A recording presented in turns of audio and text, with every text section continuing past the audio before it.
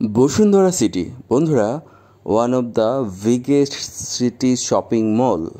বন্ধুরা, ঢাকায় Bashundhara city shopping মলে আমি আসলে গিয়েছিলাম একটা মোবাইল কেনার জন্য।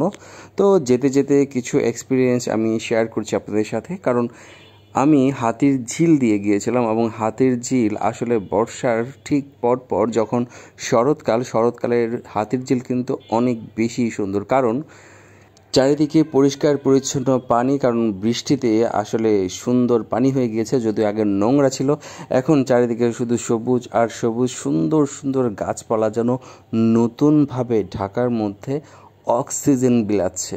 বন্ধুরা, বৃষ্টির কারণে কিন্তু হাতির ঝিলের রাস্তাও প্রচুর পরিষ্কার পরিচ্ছন্ন। বন্ধুরা, যেতে যেতে কিছু কথা শেয়ার করি। দামি একটা গাড়ি দেখতে পেলাম, হাইব্রিড সম্ভবত। যাই হোক বন্ধুরা, গাড়ি একদিন আমরা হবে। বাইক থেকে গাড়ি আসলে খুবই প্রয়োজনীয় বিষয়, কারণ বাইক ছাড়বো আর গাড়ি নেব। তো বন্ধুরা, আমি কিন্তু যাচ্ছি বসুন্ধরা সিটিতে কিন্তু আসলে one of the best collections মোবাইলের অনেক অনেক অনেক হিউজ কালেকশনস পাওয়া যায় এখানে।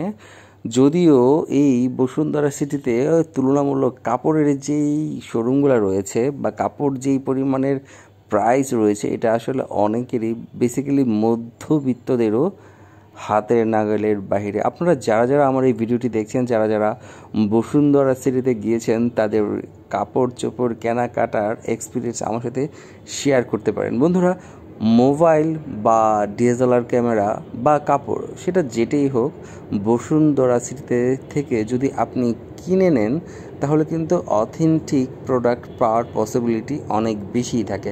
সেক্ষেত্রে যদি আপনি মোতালিব প্লাজা বা এলিফেন্ট রোডের যে শপগুলো রয়েছে, সেইখানে গেলে কিছুটা রিস্ক কিন্তু থেকেই থাকবে। বন্ধুরা, যাই হোক, আমি একটু যাওয়ার পথে দেখছিলাম যে এখানটার যেই পরিবেশ, আপনারা দেখতেই পাচ্ছেন, ওয়াও, তাই না?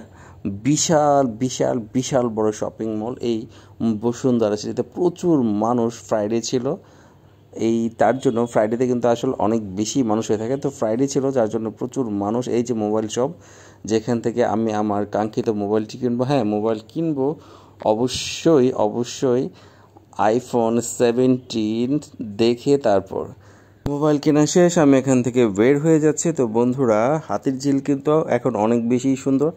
আপনারা কিন্তু চাইলে আপনার প্রিয়জনের সাথে বা আপনার পরিবারের সাথে কিন্তু হাতির ঝিল অবশ্যই এখন আসতে পারেন, কারণ এখন অনেক বেশি সুন্দর এবং পরিষ্কার পরিচ্ছন্ন। তো যাই হোক বন্ধুরা, হাতির ঝিল কিন্তু কিছুটা অনিরাপদ। সন্ধ্যার পর থেকে কিন্তু আপনি অবশ্যই এই হাতির ঝিলের আনাচে কানাচে রাস্তাঘাট সবটাই কিন্তু ইগনোর করার চেষ্টা করবেন। অবশ্যই নিরাপদে থাকবেন, কারণ হাতির ঝিলে কিন্তু অনেক ধরনের অনাকাঙ্ক্ষিত ঘটনা ঘটে থাকে। আল্লাহ হাফেজ।